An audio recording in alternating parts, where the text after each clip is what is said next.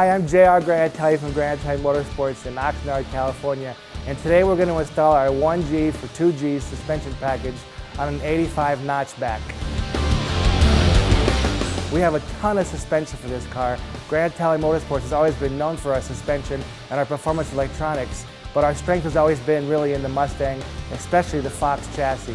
So we're going to put the Granatelli K-member, A-arms, coilovers, and caster counterplates on the front. Then we're going to put our welded subframe connectors, and in the back we're going to run our weight jackers and double adjustable upper control arms. What's really cool about the weight jackers, as we'll see in a moment, is that it gives us the ability to run a stock style spring in the rear and adjust the upper and lower ride height by approximately 1.5 inches. So why don't we stop talking and jump on this thing. We'll start with the front suspension.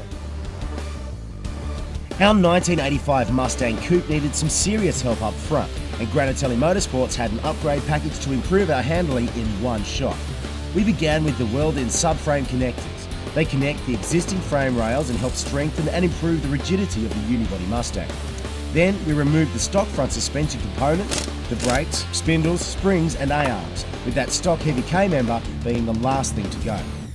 All right, we just got the factory parts out. Got the K-member, A-arms, and coil springs out, and now we're going to talk about a few features and benefits of the Granatelli parts over the factory. The first thing you'll see is how robust our part is, but also you can see how much lighter it is by the frame structure. We also give you the ability of having 2 different mounting locations for the A-arms versus factory. We've also eliminated this area for the spring pocket, so that actually gives you a lot more structural rigidity, and it takes a lot of that weight savings is accounted for right in here. The next thing we want to look at, just as a quick example, would be the A-arms. Our A-arm now, again, 4110 carbon steel, 180 wall material, and then look here, where this is a factory bushing. You can see where it's cracking, which is rubber, and now we've gone to a much harder durometer energy suspension polyurethane bushing. That's going to get a lot of that wishy-washy feel out of the front steering. A little bit later, we're going to talk about the Takiko D-Spec and the coilover and how they work in concert with each other to give you an even better ride. With just a little bit of convincing, we bolted up our new Granatelli tubular K-member and Granatelli A-arms equipped with energy suspension bushings. Finally, we got the coupe ready for the caster camber plates, which will be able to adjust the suspension settings once we install the Takiko D-Spec coilover shocks. All right, the last part of the equation is going to be the Takiko D-Spec Granatelli conversion. What we do here is we're doing a coilover conversion. We're actually putting the coil, like it says, right over the top of the strut. And Granatelli Motorsports and Takiko worked in concert with each other to design a specific D-Spec strut that would work for 79 and 93, and then 94 to 2004. Really the only difference is shaft length and a little bit of piston geometry, but essentially what makes these products so cool is that they give you a little tool to go with it, and that little Allen wrench goes into the top of this shock right here, and it allows us to do an adjustment. So you go in there, you'll drop it in there, and now it gives us the ability to have a 16-way adjustment. So we can actually set the compression to 16 different stiffnesses or softness for that matter. Installation of the Takiko D-Spec is as simple as attaching the strut itself to the stock spindle and running the top of the strut through the engine bay.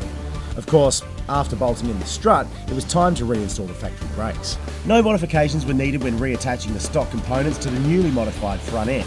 So, once we got the calipers back into place, we were ready to throw the wheels back on and wrap up the front end.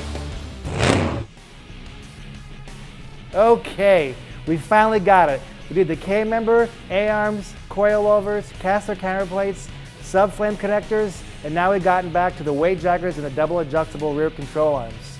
Some of the benefits to the weight jackers are going to be the fact that they're much more solid, so we get rid of that flimsy flex. The flex is what's typically notorious for causing wheel hop. And best of all, the weight jacker has the ability to raise or lower the car 1 inch, so we can drop the car 1 inch or raise it 1 inch over stock. And that's using the stock style spring and the stock length spring. Those are really the big benefits to a weight jacker.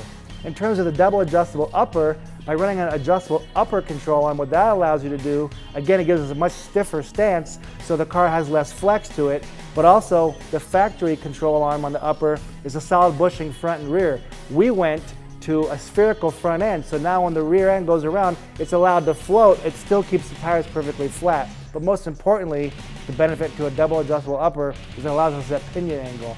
What we're going to do when we're done here, we get the car back on the ground, get the tires down, we're going to set about a -3-degree pinion angle, which is going to give this car just a ton of hook.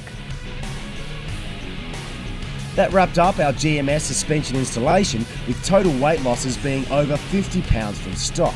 Not only that, but we stiffened the suspension and added adjustability to both the front and rear suspension. This will allow us to maximise performance for both street, drag strip and autocross.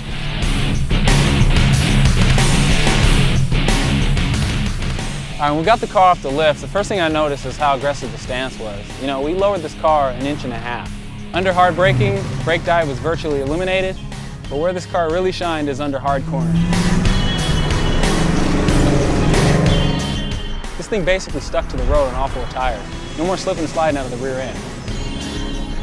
Like JR told me, this car is truly a different car altogether. That wraps up our installation of the Granatelli G suspension kit on our Coupe. Special thanks to JR and to Kiko for all their help with the project.